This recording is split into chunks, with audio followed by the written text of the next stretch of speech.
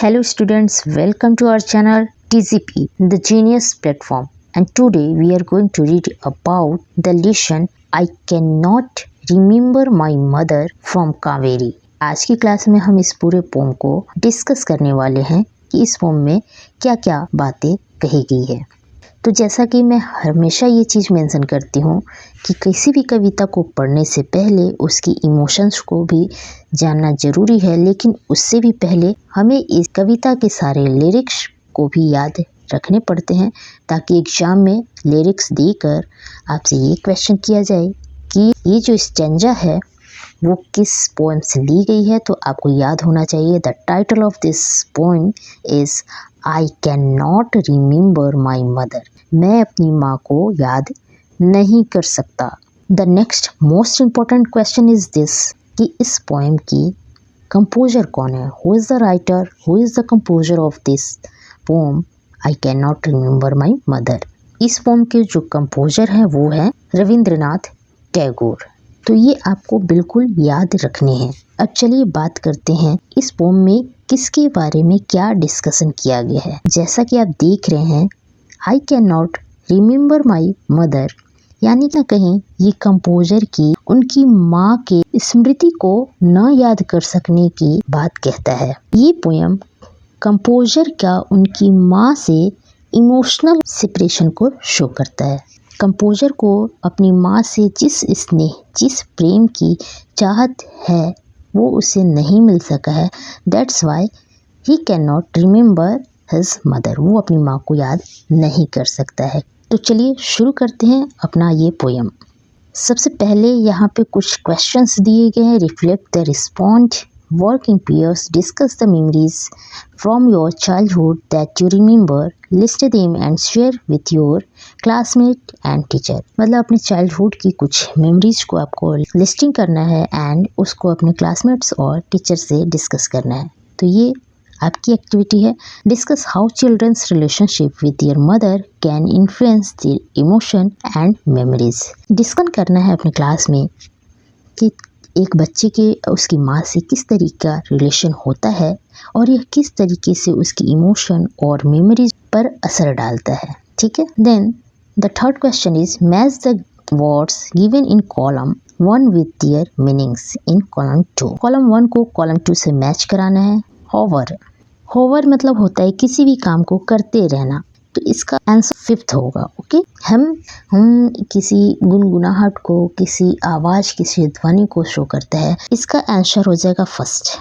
And third वाला cradle मतलब होता है झूला, the small baby for a baby. Shiuli is a type of flower, coral jasmine, that is 2nd। ठीक। And morning service, ritual conduct in temple, that is 4th। ठीक है। And last जो हमारा बचता है गीज का मतलब होता है किसी भी चीज़ को कंटिन्यूसली स्टेडली देखते रहना। इसका जो मैचिंग है वो है 3rd। तो ये हमारा इसका सॉल्यूशन था। ठीक है। आगे बढ़ते हैं और अपने पोम की तरफ चलते हैं। Reading for appreciation. पोम को पढ़ने से पहले मैं एक स्टोरी सुनाती हूँ। रविंद्रनाथ टैगोर, जो कि इस poem I can not remember my mother के कंपोजर हैं, उनका जो अर्ली चाइल्डहुड था वो बहुत ही ज़्यादा उनकी माँ से फिज़िकल और इमोशनल सेपरेशन में बीता हुआ था। उनके कई सारे भाई बहन होने के कारण उनकी माँ रविंद्रनाथ टैगोर को वैसा टाइम, वैसा केयर नहीं कर पाती थी जैसा एक छोटे बच्चे को उसकी माँ से केयरिंग चाहिए होती है। और रविंद्रनाथ टैगोर की देखभाल उनके नौकरों चाकरों के द्वारा ही हुई थी। उनकी माँ थोड़े समय के लिए ही उनके साथ रही थी। कहीं ना कहीं ये साइकोलॉजिकली सेपरेशन था उनकी माँ से कि माँ ने मेरे लिए वैसा कुछ नहीं किया जैसा मुझे चाहिए था, इसलिए मैं अपनी माँ को याद नहीं कर सकता हूँ। लेट्स सी क्या लिखा गया है इस पोम में, और बहुत ही ज़्यादा अच्छी ये पोम है। आई can not remember my mother. मैं अपनी माँ को याद नहीं कर सकता। Only sometimes in the midst of my play, a tune seems to hover over my playthings. मैं अपनी माँ को याद नहीं कर सकता केवल जब मैं खेलता हूँ तो खेल के बीच में मेरे प्ले थिंग्स से, खेलने की चीज़ों से जो आवाज़, जो धुन निकलता है, the tune of some song that she used to hum while rocking my cradle. तो वो जो धुन होता है वो ऐसा प्रतीत होता है कि ये वही धुन है, वही गुनगुनाहट है जो मेरी माँ मेरे क्रेडल को, मेरे पालने को झुलाते वक्त गुनगुनाती थी। नेक्स्ट स्टेंजा है, आई can not remember my mother. मैं अपनी माँ को याद नहीं कर सकता, बट लेकिन when in the early autumn morning the smell of the silly flowers floats in the air, the scent of the morning service in the temple comes to me as the scent of my mother। यहाँ पे भी जो temples की जो morning service है यानी कि धूप अगरबत्तियों की जो खुशबू है और सीली फ्लावर्स की जो खुशबू है जो हवा में एक साथ मिक्स होके आती है, उस खुशबू का कंपेयर वो अपनी माँ से करते हैं। तो कह ये रहे हैं कि बट वेन, जब अर्ली ऑटमन में सितंबर अक्टूबर के समय पे जो सिवली फ्लावर्स जिसको हम जैस्मिन भी कहते हैं, उसका जो स्मेल हवा में घुलकर उसकी जो खुशबू होती है और मॉर्निंग सर्विस ऑफ टेम्पल्स, मंदिर में जो सुबह सुबह जो धूप अगरबत्ती की जो खुशबू एक साथ मिक्स होके आती है, तो ऐसा लगता है कि वो जो खुशबू है वो मेरी माँ का खुशबू है। लास्ट है, आई can not remember my mother. मैं अपनी माँ को याद नहीं कर सकता। ओनली वेन, लेकिन जब, from my bedroom window I seen my eyes into the blue of the distant sky. अपने बेडरूम की विंडो से जब मैं अपनी आँखों को बहुत दूर नीले आसमान में भेजता हूँ, I feel that the stillness of my mother's gaze on my face has spread all over the sky.